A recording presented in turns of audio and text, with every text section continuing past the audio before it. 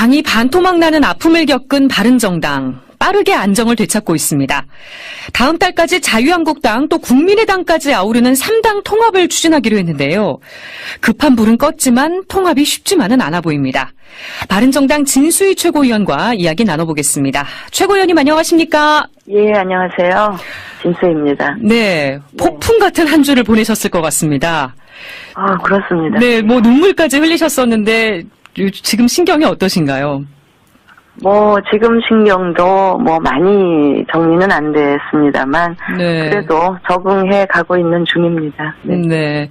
그 바른정당 창당할 때만 해도 이런 일이 벌어질 거라는 예상은 못 하셨던 거죠? 못했지만, 저는 개인적으로 창당 동기가 다른 분들이 네. 당을 만드는 거에 대해서 마음 한켠에 조금 불안한 부분은 좀 있었습니다. 아, 있긴 있으셨군요. 네. 예, 이 질문을 제가 꼭 드리고 싶었는데요. 네. 바른정당 창당 때부터 유승민 사당이라는 비판이 참 많았습니다. 지금도 있고요. 바른정당 누구 겁니까? 아니, 저는 유승민 사당 이야기에 전혀 동의할 수가 없는 게요. 네. 새누리당에서 나오는 과정에서부터 김무성 대표와 그분을 따르는 분들이 쭉 나가자는 결심을 하면서 당에 남아서 개혁해보고자 했던 유승민 의원을 계속 끌어내는 방식으로 같이 이제 당을 만드신 건데. 네네. 그리고 이런 얘기 제가 말씀드리면 어떨지 모르겠는데, 제가 불과 얼마 전에 최고위원 지명받고 나서 네. 김무성 의원께 이제 당의 제일 어른이시니까 네. 찾아가서 인사를 드렸더니 이런저런 말씀하시다가 당에 있는 원외 위원장 한 140명 중에 네. 120명은 내가 데리고 온 사람들이다 이런 말씀을 하시더라고요. 그러니까 그런 걸 보면 어떻게 이게 유승민 사당이라고 말씀을 하실 수 있는지 하는 거 하고요. 네. 그 다음에 물론 5월에 1차 복당에서 가신 분들. 네네. 그 무렵에 왜 바른정당에 자발적으로 굉장히 입당하신 분들이 많이 계시잖아요. 예. 그분들은 물론 유승민 당시 에게 이제 좋은 인상을 받고 들어오신 자발적 당원들은 많이 계세요. 네. 근데 그거는 있지만 그렇다고 이거를 유승민 사당이라고 이야기하시는 거는 정말 저는 말이 안 되는 이야기고요. 네.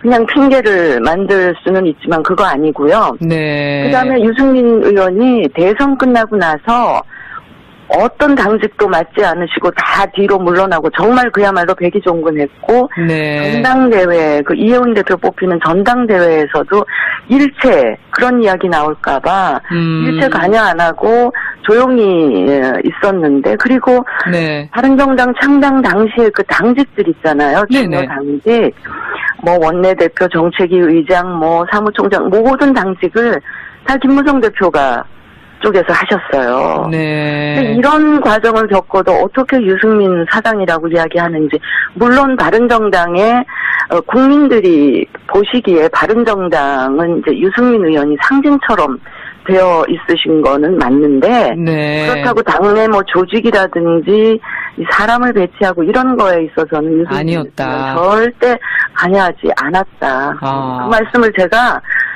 어떤 기회가 있으면 꼭 한번 드리고 싶었습니다. 네, 설명을 듣고 나니 훨씬 더 이해가 또 되는 것 같습니다. 네. 사흘 뒤에 전당대회가 열리는데 어대유라는 말이 나옵니다. 어차피 대표는 유승민 의원이다 이런 말인데 근데 대선에서 패배한 유승민 의원이 당 대표로 나서는 게 적절하냐 말들이 많습니다. 최 의원님은 어떻게 보세요? 아니 저는 대선 직후에 치러진 전대에서 바로 대선 패배에 대한 책임을 진다라는 입장에서 그때는 출마를 안 했던 거고요. 그러셨죠. 지금은 아시다시피 이 바른정당이 절체절명이 위기 상황인데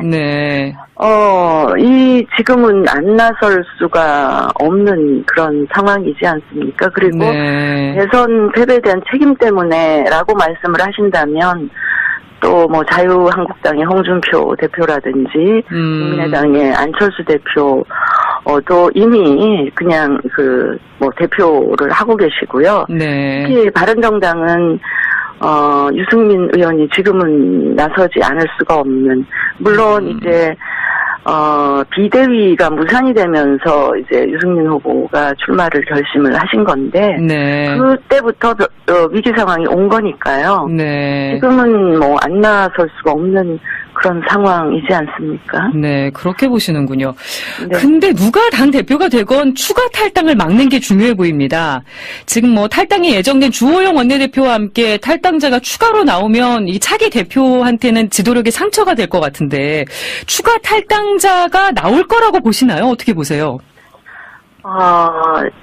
주호영 원내대표는 이미 탈당하겠다고 발표를 한 거니까, 네. 엊그제 나가신 분들하고 한 묶음으로 보시면 되고요. 네. 그다음에 추가 탈당자가 생기지 않도록 저희 네. 내부에서 계속, 대화를 이어가고 있고요.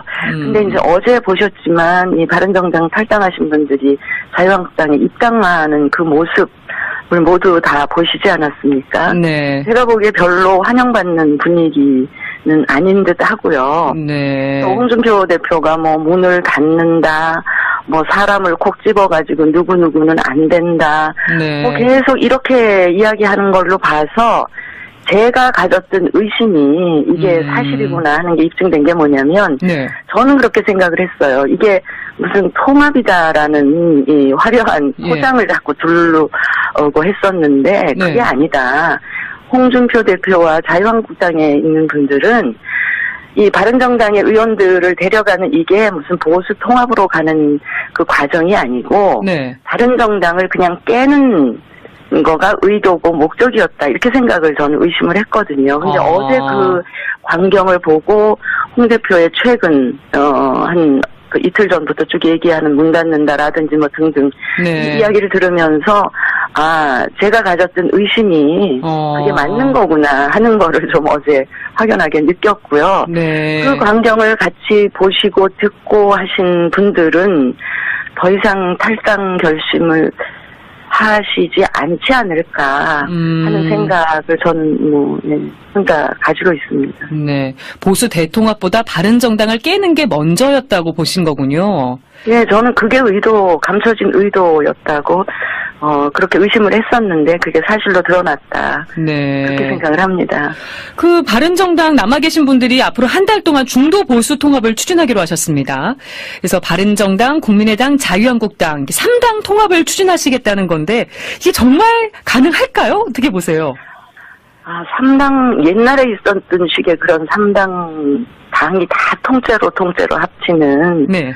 그러기는 저는 현실적으로 너무 어렵고 그게 과연 국민들에게 박수 받을 수 있는 명분 있는 통합일까 하는 데는 저는 좀 의심이 있고요. 네. 그런 방식의 당 통합보다는 그 각 당마다 좀 추구하는 가치나 이념이 좀 서로 차이가 있는 분들이 지금 어울려 있지 않습니까? 네. 네, 저는 이제 바른정당의 경우는 네. 생각이 달랐던 분들은 이제 이미 자유한국당으로 가신 것 같고요. 네. 남아있는 분들 사이에서는 뭐 추구하는 가치나 이런 게 그렇게 다르지 않고 대부분 동질적인 그 생각을 갖고 있는 분들이 지금 남아 계시다고 생각을 하고, 네. 그다음에 이제 국민의당 쪽에도 보면 몇몇 중요한 정책 사안에서 조금 입장이 다르신 분들이 있기 때문에 네. 저희들은 당과 당의 전체 통합이라기보다 각 당에서 좀 추구하는 가치나 정책적 입장이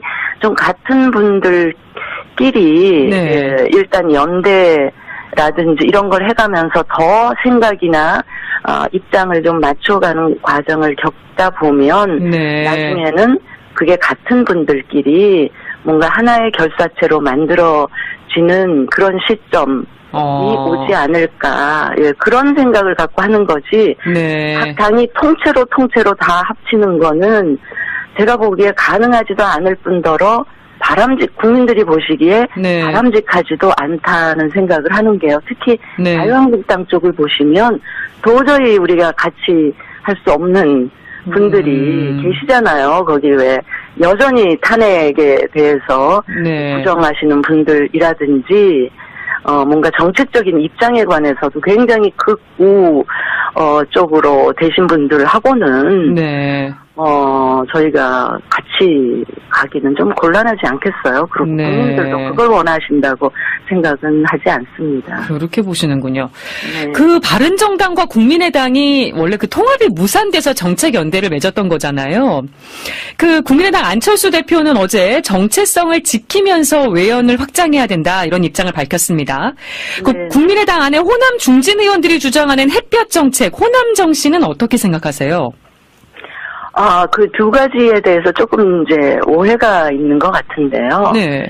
처음에 왜 한 두세 주 전인가 그 두 당의 뭐 연대니 통합인 이런 얘기 나왔을 때 네. 마치 바른정당에서 호남을 부정하는 호남을 마치 포기하라는 듯이 얘기했다는 것처럼 그게 마치 무슨 조건인 것처럼 얘기가 있었습니다. 그렇게 보도가 됐는데 그거는 전혀 아니고요. 네. 우리가 정치하는 사람들이 그리고 개혁하겠다는 사람들이 어떤 특정한 지역을 버리라 포기하라 이거는 저는 말이 안 되고 전혀 사실과 다르고요. 네. 호남의 울타리 안에서만 갇혀있는 소위 말하는 지역주의에 대해서 우리가 문제를 지적한 것이 그걸 버리라는 얘기는 아니었다는 점을 네. 분명히 말씀을 드리고 어제 안철수 대표가 그 호남으로부터 시작은 하지만 전국으로 뻗어가자는 게 국민의당 창당 취지였다고 얘기를 예. 어제 하신 걸로 제가 기억을 하는데 그 맥락인 겁니다. 그리고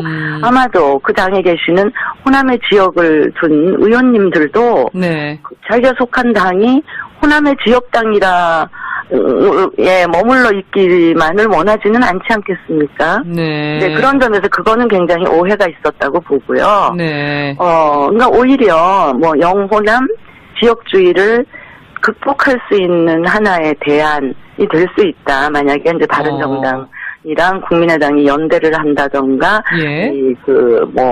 하나가 된다든가 하는 거는 오히려 우리 정치에서 지역주의를 극복할 수 있는 하나의 좋은 계기가 만들어질 수 있다. 저는 이제 요거는 제 개인적인 입장입니다만 네. 그런 생각을 갖고 있고요. 햇볕 정책도 지금 김대중 대통령 이후에 또 오랜 세월이 흘렀고요. 네. 지금 또 남북 관계라든지 남북을 둘러싸고 있는 이 주변 상황이 또 많이 변화하기도 했고 예. 그렇기 때문에 그 부분을 완전히 포기하자 말자 이런 차원이 아니고요. 네. 그거를 더 변화 발전시킬 수 있는 그런 것들은 논의 과정에서 충분히 합의를 또 이루어 갈 수도 있는 부분이기 때문에 네. 그게 그 햇볕 정책 자체가 연대나 통합에 완전한 걸림돌이다. 저는 개인적으로 그렇게 생각하지는 않습니다. 네. 그런데 국민의당 상황이 좀 많이 어수선합니다. 이 안철수 네. 대표와 호남 중진 의원들의 갈등이 지금 심정적 분당 수준이라는 말까지 나오는데요. 이런 상황이 뭐 연대나 통합 작업에 방해가 되진 않을까요? 글쎄요. 제가 보기엔 국민의당도 그 부분은 한 번은 겪고 가야 할 네. 그런 진통의 과정이 아닌가 싶은 생각이 들어요.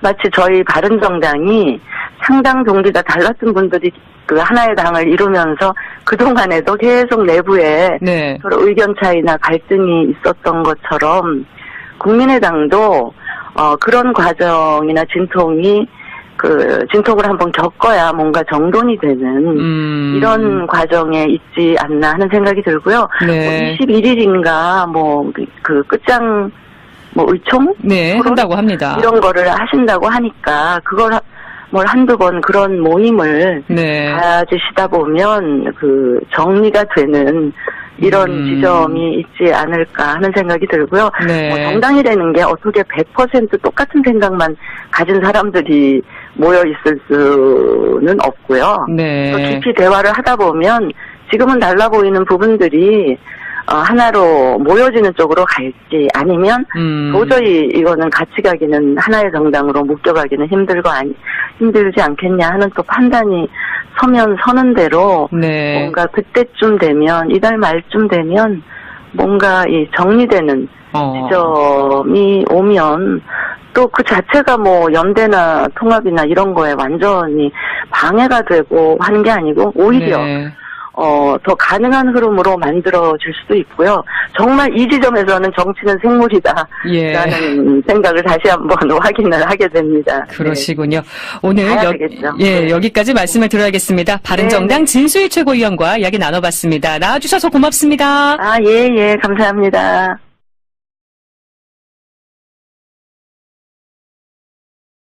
당이 반토막 나는 아픔을 겪은 바른정당. 빠르게 안정을 되찾고 있습니다. 다음 달까지 자유한국당 또 국민의당까지 아우르는 3당 통합을 추진하기로 했는데요. 급한 불은 껐지만 통합이 쉽지만은 않아 보입니다. 바른정당 진수희 최고위원과 이야기 나눠보겠습니다. 최고위원님 안녕하십니까? 예, 안녕하세요. 진수입니다. 네, 폭풍 같은 한 주를 보내셨을 것 같습니다.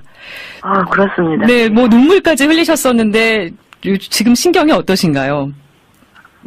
지금 신경도 많이 정리는 안 됐습니다만, 네. 그래도 적응해 가고 있는 중입니다. 네.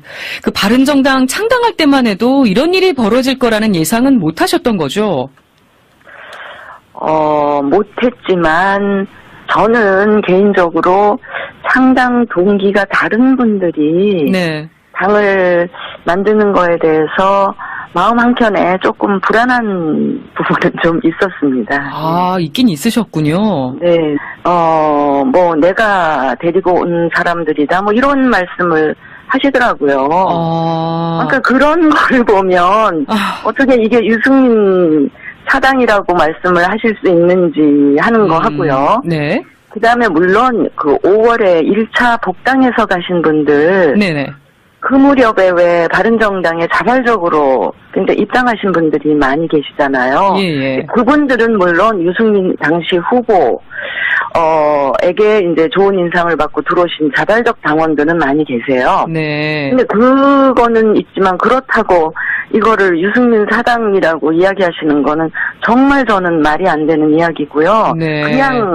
그냥 핑계를 만들 수는 있지만 그거 아니고요. 네. 그다음에 유승민 의원이 대선 끝나고 나서 어떤 당직도 맡지 않으시고 다 뒤로 물러나고 정말 그야말로 백의종군했고, 네. 전당대회, 이혜훈 대표 뽑히는 전당대회에서도 일체 그런 이야기 나오네. 이 질문을 제가 꼭 드리고 싶었는데요. 네. 바른정당 창당 때부터 유승민 사당이라는 비판이 참 많았습니다. 지금도 있고요. 바른정당 누구 겁니까? 아니, 저는 유승민 사당 이야기에 전혀 동의할 수가 없는데요. 네. 새누리당에서 나오는 과정에서부터 김무성 대표와 그분을 따르는 분들이 쭉 나가자는 결심을 하면서 당에 남아서 개혁해보고자 했던 유승민 의원을 계속 끌어내는 방식으로 같이 이제 당을 만드신 건데. 네네. 그리고 이런 얘기 제가 말씀드리면 어떨지 모르겠는데, 제가 불과 얼마 전에 최고위원 지명받고 나서. 네. 김무성 의원께 이제 당의 제일 어른이시니까. 네. 찾아가서 인사를 드렸더니, 이런저런 말씀하시다가, 당에 있는 원외 위원장 한 140명 중에. 네. 120명은 볼까봐 일체 관여 안 하고 조용히 있었는데, 그리고 네. 바른정당 창당 당시에 그 당직들 있잖아요. 네네. 당직, 원내대표, 정책위 의장, 사무총장, 모든 당직을 다 김무성 대표가 쪽에서 하셨어요. 네. 근데 이런 과정을 겪어도 어떻게 유승민 사당이라고 이야기하는지, 물론 바른정당의 국민들이 보시기에 바른정당은 이제 유승민 의원이 상징처럼 되어 있으신 거는 맞는데, 네. 그렇다고 당내 조직이라든지 사람을 배치하고 이런 거에 있어서는 유승민 아니었다. 절대 관여하지 않았다. 그 말씀을 제가 어떤 기회가 있으면 꼭 한번 드리고 싶었습니다. 네, 설명을 듣고 나니 훨씬 더 이해가 또 되는 것 같습니다.